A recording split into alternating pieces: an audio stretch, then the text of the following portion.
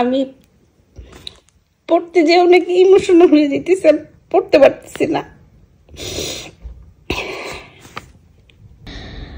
বাংলাদেশ থেকে কিছু গিফট আসছে, তো তার সাথে খুবই স্পেশাল একটা লেটার আসছে আমার কাছে। তো এই লেটারটা লিখেছে নাফিসা আর রায়া। আমি অনেক খুশি হয়েছি, আর তার সাথে সাথে কিন্তু আমি অনেক ইমোশনালও হয়ে গেছি। এই তো তাইফও চলে আসছে লেটারটা পড়ার জন্য। দাও মামা পড়ি, ন মামা।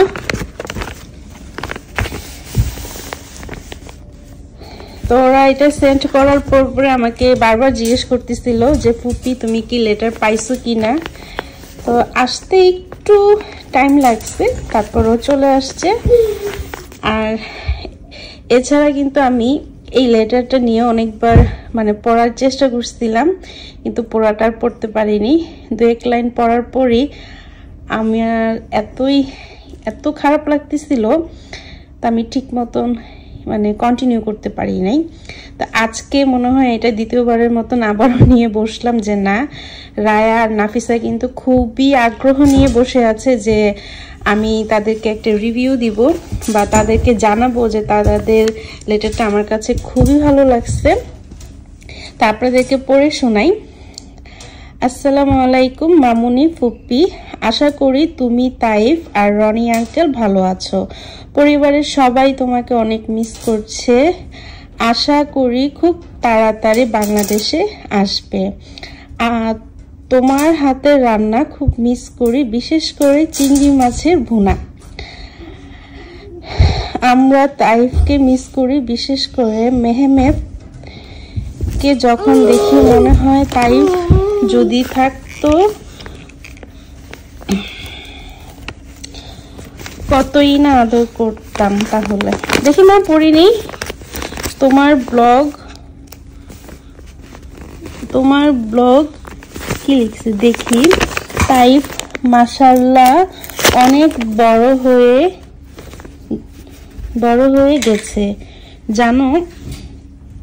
একদিন আমি স্বপ্নে দেখি তুমি বাংলাদেশে এসেছো, কিন্তু চোখ খুলে দেখি তুমি নেই। তুমি, তাইফ আর রনি আঙ্কেল ভালো থাকো, আর হ্যাঁ সালামি দিতে ভুলবে না। তো ঈদ যেহেতু কিছুদিন আগেই গিয়েছে, সে কারণে তারা সালামি দেওয়ার কথা বলছে।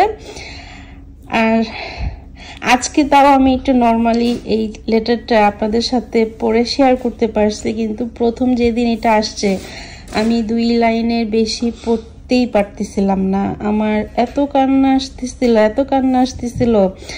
আর এই ধরনের এক্সপিরিয়েন্স আমার জন্য প্রথম, যে বাংলাদেশ থেকে আমার জন্য আমার ভাগনা ভাগ্নিরা মানে ওরা এত ভালোবাসা দিয়ে চিঠিটা পাঠিয়েছে। আমি অনেক খুশি হয়েছি, আর তার থেকে বেশি আমার অনেক কষ্ট লাগতেছে যে এরকম একটা সিচুয়েশনে আমি যে পড়বো এটা কখনোই মানে কল্পনাও করিনি। এদিকে আমার ছেলে অলরেডি কিন্তু এই যে ডেকোরেট করে দিচ্ছে, এগুলো ছিঁড়ে নিচ্ছে। তো ওর কারণেই কিন্তু আমি এই চিঠিটা ওইভাবে বের করতে পারি না, কারণ এই ফলোয়ার মানে আপনার ফুলগুলা দেখলেই কিন্তু ছেঁড়া শুরু করবো। অলরেডি সে ছেঁড়া শুরু করে দিচ্ছে। আমি এটা রেখে দিব এজ এ মেমোরি।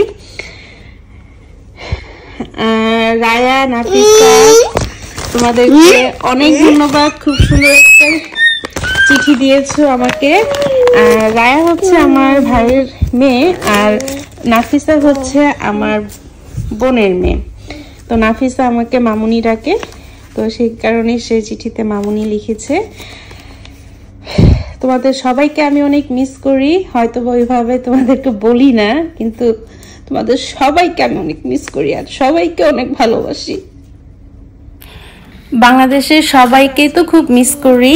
আর যেহেতু আমাদের ফ্যামিলিতে নতুন একটা সদস্য আসছে, আমার ছোট ভাইয়ের ছেলে মেহমেদ, তো তাকে তো অনেক বেশি মিস করি, কারণ এখন পর্যন্ত আমি তাকে কোলে নিতে পারিনি।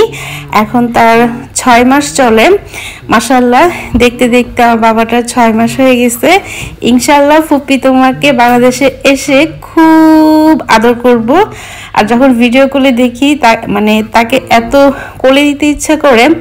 তো তাইফ যখন ছোট ছিল, বাংলাদেশ থেকে যখন সবাই ফোন দিত, সবাই বলতো যে ওকে কোলে দিতে পারতেছি না, তো তখন তো খারাপ লাগতো। এখন আমি মেহমেদকে ওইভাবে কোলে দিতে পারতেছি না, আমারও অনেক খারাপ লাগে। তাই সবাই বলে যে মেহমেদের মতন তাইফ যদি থাকতো, তাইফকেও সবাই আদর করতো। আর আমি সবাইকে অনেক মিস করি, রায়া, নাফিসা, রাফসান, নাফিস সবাই, এবং মেহমেদকেও খুব বেশি মিস করি। সবাইকে আমি অনেক ভালোবাসি, যদিও ওইভাবে বলা হয় না। তোমাদেরকে ফোন দিলে অনেক বকা দিই যে ঠিক মতন পড়াশোনা করবা, দুষ্টুমি করবা না, কিন্তু ফুপ্পি মামুনি তোমাকে অনেক অনেক তোমাদেরকে ভালোবাসে। তোমরা সবাই ভালো থেকো, ভালো মতন পড়াশোনা করবা, আর ইনশাল্লাহ বাংলাদেশে খুব তাড়াতাড়ি চলে আসবো।